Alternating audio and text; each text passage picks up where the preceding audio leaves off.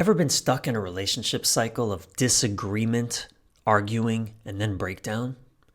Do you dismiss feelings, yours or another's, as invalid when they don't make sense to you?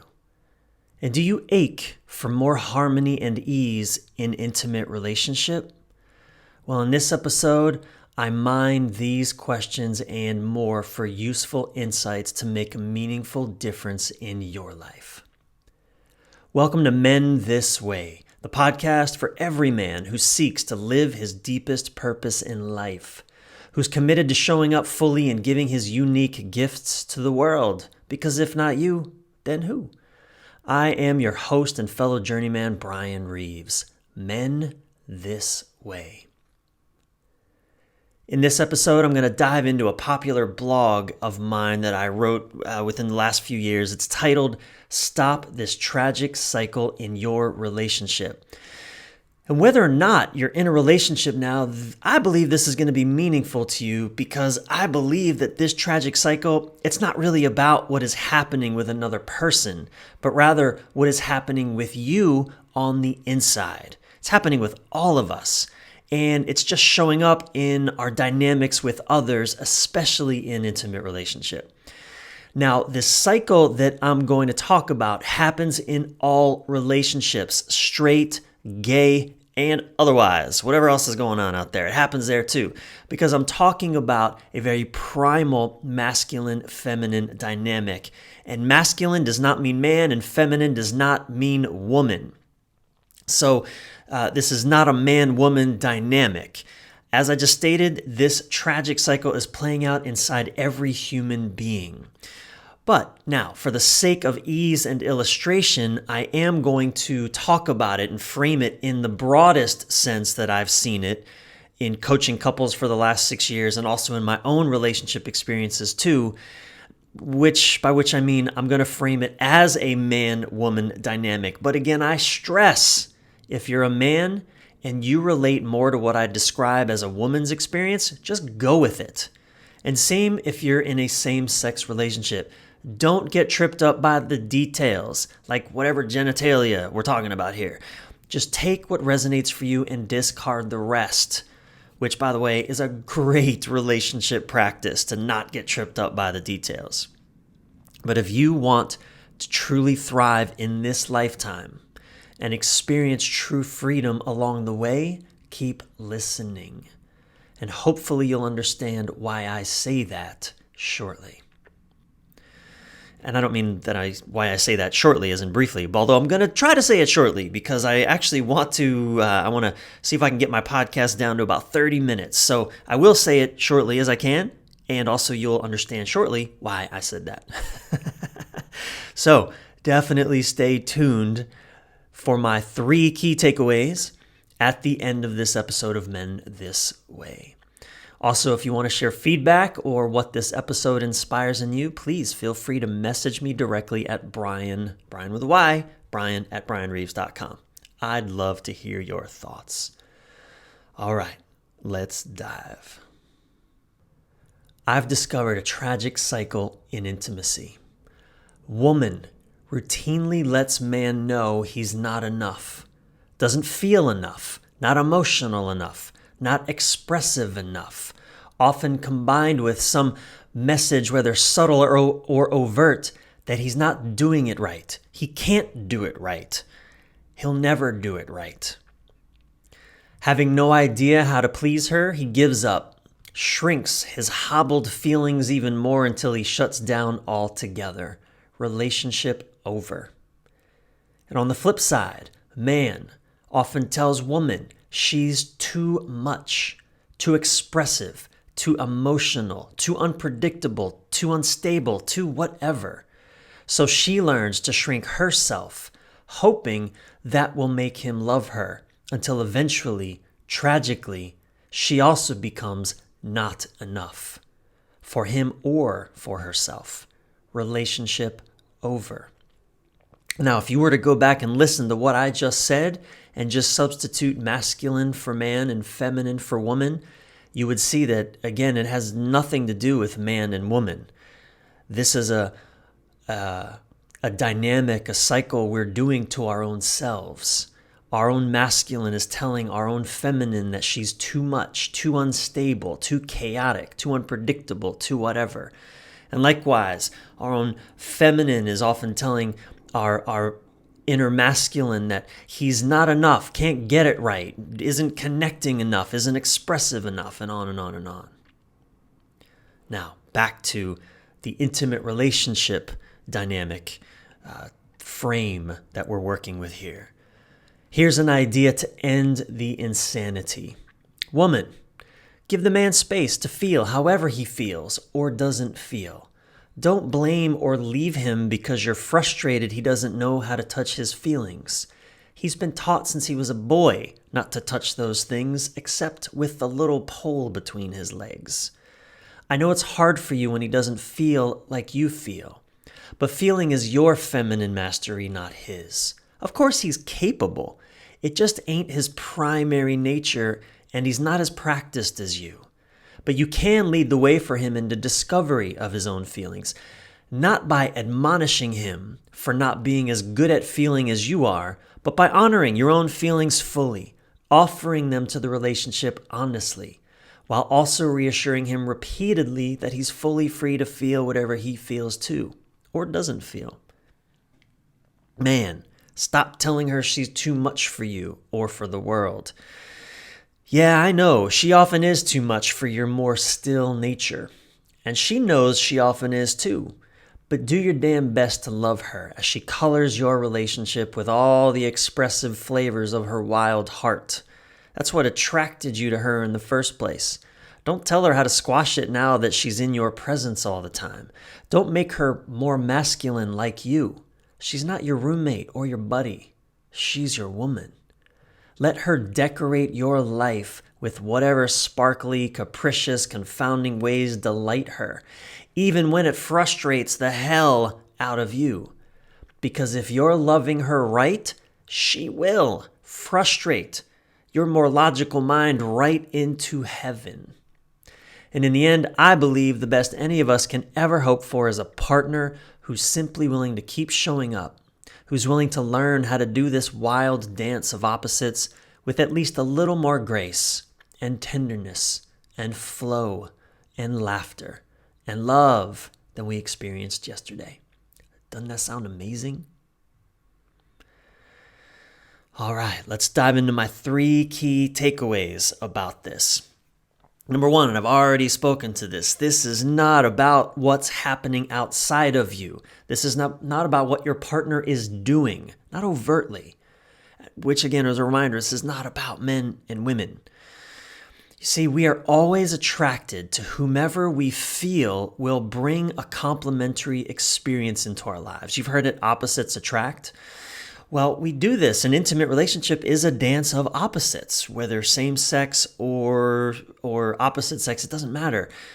This is about energetic, complementary opposites being drawn to each other as if we're seeking to experience our own wholeness. And we need other people to experience parts of ourselves that we were disconnected from or that maybe don't come natural to us. It's why we attract opposites. We attract partners who seem designed to frustrate the hell out of us because they're so different, right? Whereas in friendships, we tend to choose people who are very same.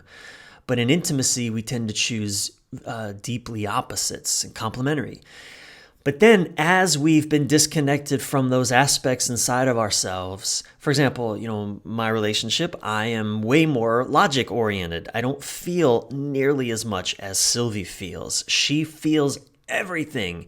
And we're so drawn to each other because I bring a gift of grounded perspective into her life, and she brings the gift of kind of wild expressiveness. I mean, that's putting it very simply, and it's not that simple. Of course not. Sylvie has beautiful perspective and capacity for logic, and I also am very passionate, and I feel a lot, but not nearly as much as that woman feels. And same, she also, my brain is so much more logically oriented and can just slice up the world and, make all these maps and design all of these ideas and perspectives and philosophies that she's fascinated by.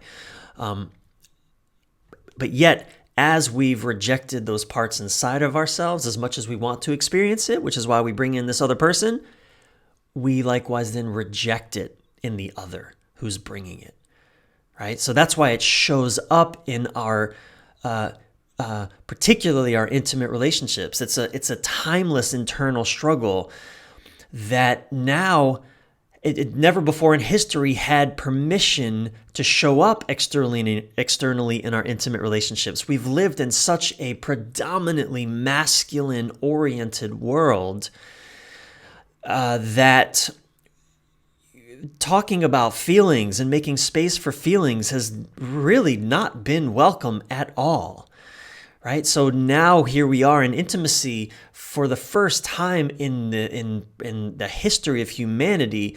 We're talking about, and I'm going to get into why. It's actually my second key is going to be more of a brief exploration into what this is really about, why this is happening. But we have never before been asked or been expected to connect emotionally in relationships. Throughout history, it's always been about about logic, about using our minds to figure out, to make meaning, and really it comes down to survival.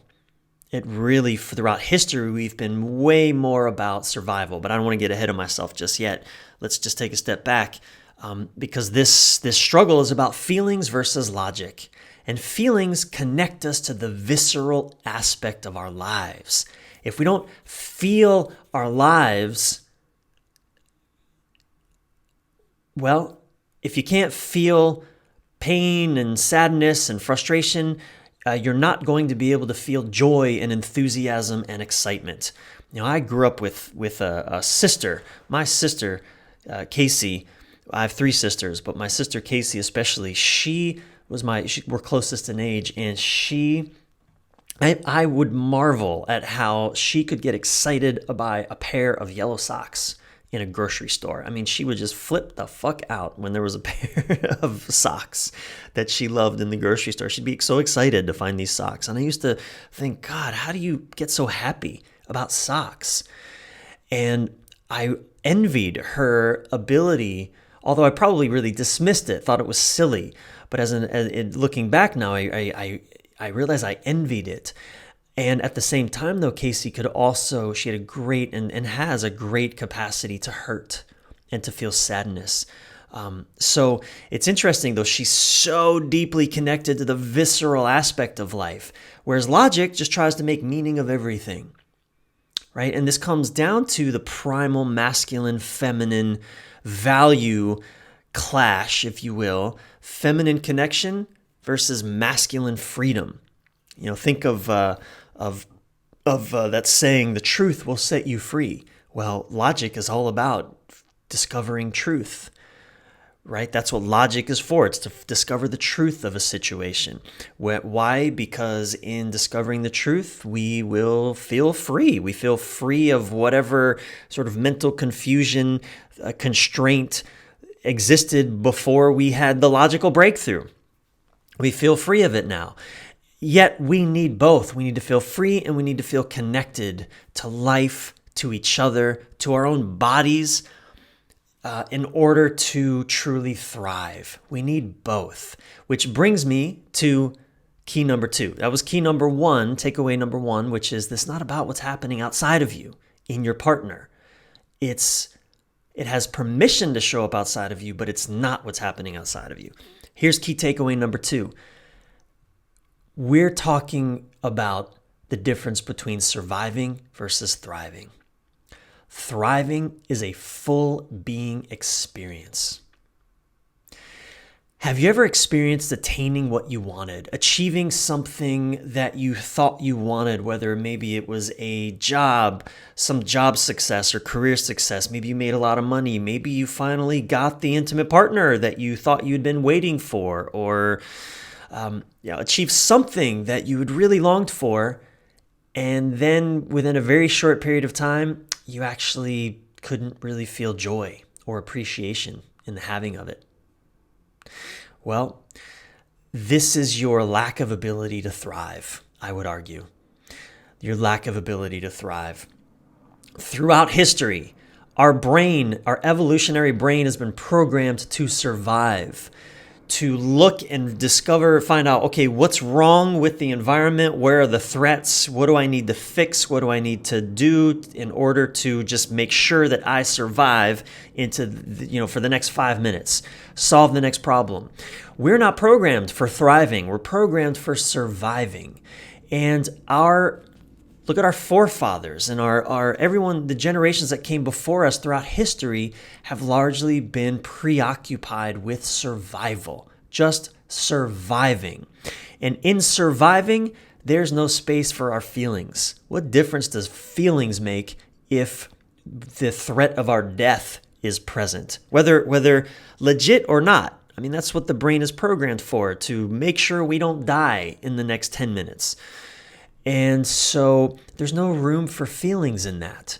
In fact, feelings can be very threatening when survival is at stake, right? Because if we're shivering and we need to to find shelter, and we need to make sure that the cave is warm, or the home is warm, or that the harvest is collected before the winters come, whatever, we don't have time to be concerned with whether or not our intimate partner feels connected to us.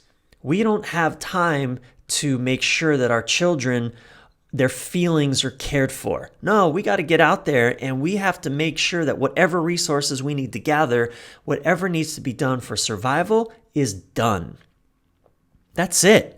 And when you're round the clock, as our ancestors have been, round the clock, just concerned with surviving through the seasons, through the days and the seasons, ain't no time for feelings. Ain't nobody got time for feelings. Right? And we are on the leading edge of a whole new way of being on this planet, because we're not worried about survival anymore. Not if you're listening to this podcast. If you're listening to this podcast, you're doing fine. You are in the exploration of, how do I thrive in this lifetime?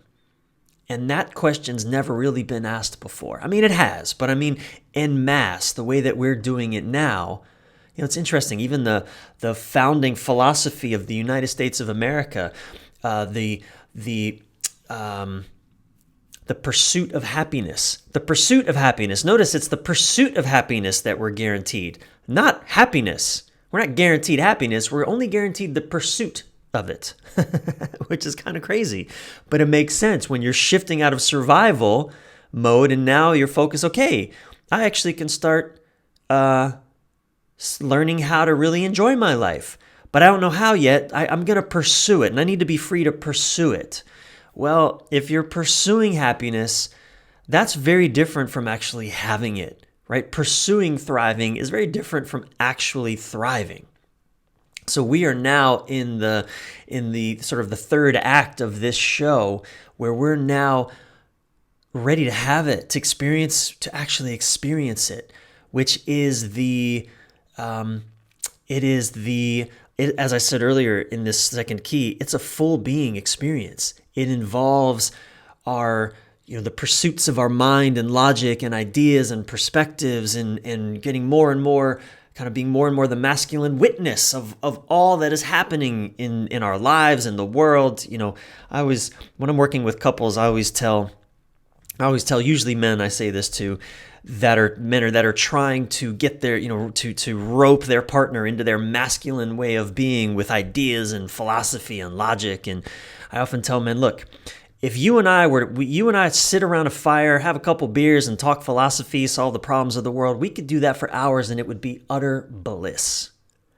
But that is not what your intimate relationship calls for. That is not what your more feminine partner, whether man or woman, that is not what she is deeply interested in. She wants to connect. She wants to have the full being, the visceral experience of connection. So this is about thriving. This cycle that I'm talking about, this tragic cycle, this feelings versus logic in a sort, this cycle of too much versus not enough. This is about learning how to thrive. Key takeaway number 3. Perhaps the most important relationship practice of all is allowing your partner to be whoever they're choosing to be. Abraham Hicks, one of my teachers that I study, I listen to her videos pretty much every day. She's part of my morning practice. She said, I heard her say this years ago, the best gift you can ever give another person is your own happiness. Boom! Wow. The best gift you can ever give another person is your own happiness. Doesn't that just kind of make sense and ring true on a very, very deep level? The best gift you can ever give another person is your own happiness. All right, this key takeaway, number 3, is perhaps the most important relationship practice of all, allowing your partner to be whoever they're choosing to be. Which doesn't mean you have to stick around if they're choosing to be someone that doesn't feel deeply good to be around. But you're not their coach. You're not their therapist. You're not their boss or their parent or their warden. Now, you might be one of those things, do some role playing. I'm a big fan of role playing. Do that, but, just for a couple hours in an evening. Don't make that your role in their life. And that's what this tragic cycle is all about, is about trying to coach our partner or be their therapist or their boss or their parent, insisting that I know how you need to be and it's X, Y, Z, whatever. Your partner's an adult. They get to choose for themselves how they want to be. I mean, isn't that what you want for yourself? To be allowed to be who you choose to be? I hear this a lot in relationships. I heard it just yesterday, in fact, working with a new couple that's caught in this exact cycle. It's fascinating, caught in this exact cycle. Wife was upset and hurt that her partner doesn't feel enough emotions, doesn't share enough of what's going on inside of him, doesn't connect with her enough, give her enough affection, all that. Husband is frustrated because she's way too emotional, too unstable, too erratic, all of that. Same. This is the cycle. And I forgot my exact point that I'm making here, but what you both want for yourself, what you both want in a relationship is you want to be accepted and loved for who you are. Oh, this was the point I was making. The man said at one point, that's just who I am. Like, I just don't have a lot of feelings. It's just who I am, and you need to accept me as I am. Now, he's right, but he's also wrong. I do agree. She does need to accept him for who he's choosing to be. But notice I use the word choice. Choosing. He's choosing because he can learn new skills. He can learn, and I would argue he must learn. If that relationship is going to thrive, he's going to have to learn how to connect with her. And that's actually the work that we're doing, is helping her learn to be less critical of how he's showing up and what he's doing and the choices he's making, and how he can learn to be more connecting in how he responds to her upset and her emotional experiences. This is actually a tool that I teach a lot called feedback, not criticism. Feedback, not criticism.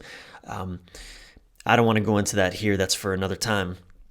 But the point is that this third key takeaway, allowing your partner to be whoever they are choosing to be, wow, what freedom there is in that.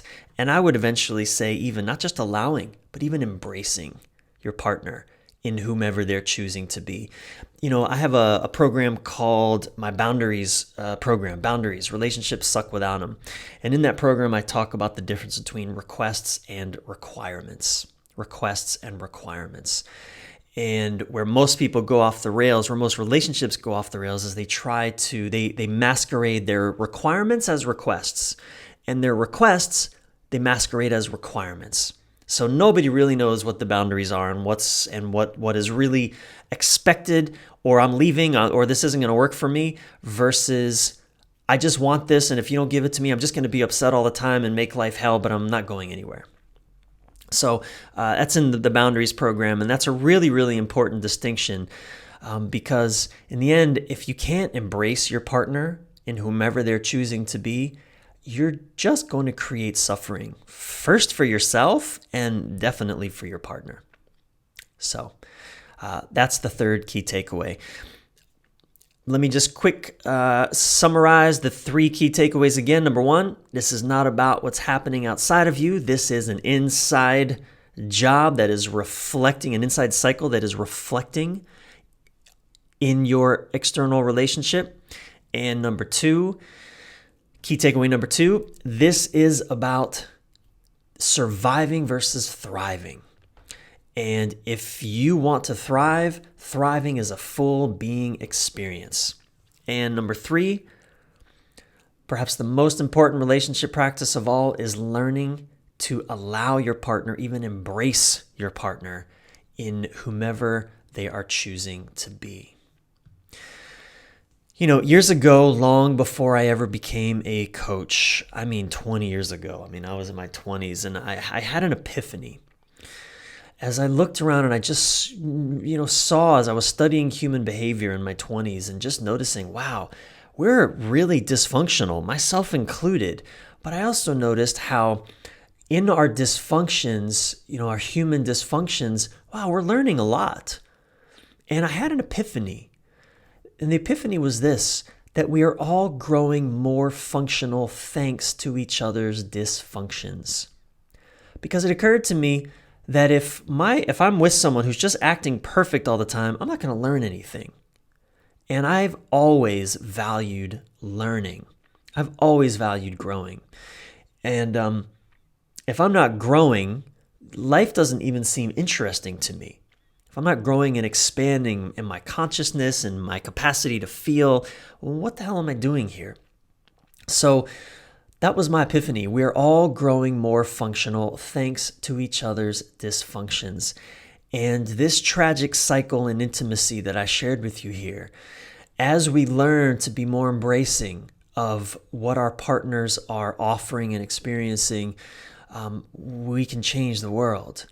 I am vigilant in my relationship with Sylvie not to, because as I said earlier, she feels way more than I feel. She's totally the goofball in our relationship. And even her ecstasy, her ecstatic joy, like her hyper emotions sometimes, it can be way too much for my nervous system to take in. It can feel like jarring, like I almost have to sort of protect myself from all of this energy in the room. And yet I am so vigilant not to ever communicate to her, certainly not with my words or my facial expressions. And I try not with my body language also, although again, it's a lot for me. So I am kind of bracing sometimes when she's in one of her sort of, hyper modes. But I am vigilant about letting her know that her emotions are welcome, her feelings are welcome, her experience in her body and what she's offering in the room is so welcome, always. Even if I can't really handle it, I want her to know that I value her having it and her being able to express it. It matters to me and it matters to our relationship. So that's it. I hope this is helpful. Thank you so much for listening. You can find the original blog that I shared here, Stop This Tragic Cycle in Your Relationship, as well as any resources I mentioned and my 3 key takeaways in the show notes at bryanreeves.com/mendthiswaypodcast. It's Bryan with a Y, reeves.com/mendthiswaypodcast. And if you're like me and you're into studying relationships and human behavior, whether because you don't want to suck at relationships anymore, or maybe you want to become a teacher yourself eventually, well, go to bryanreeves.com. It's Bryan with a Y, reeves.com, where you can find my various courses, including the Conflict to Connection 90-day program for people who are aching for more harmony and connection in their relationships.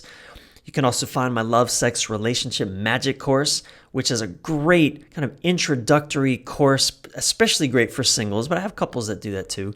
But anyone who wants an easy and deep dive into the core fundamentals of what it takes to create a truly fulfilling relationship, including how to know whether or not you're even compatible with someone. If you're dating or you're in a relationship and you're not sure you should be in it, go check out Love, Sex, Relationship Magic on my website, because there's just one module that will be so revealing for you around whether you should even be in this relationship. Yeah. And also, my course, as I mentioned earlier, Boundaries. Relationships suck without them. Because the truth is, relationships really do suck without boundaries. All three of these courses offer you insights and practices that have been life-changing for me and also for my clients. And you can find them all on my website at bryanreeves.com. And as a Men This Way listener, you get 10% off of every course. Just enter this coupon code on the checkout page. Men This Way 10. The coupon code for 10% off is Men This Way 10.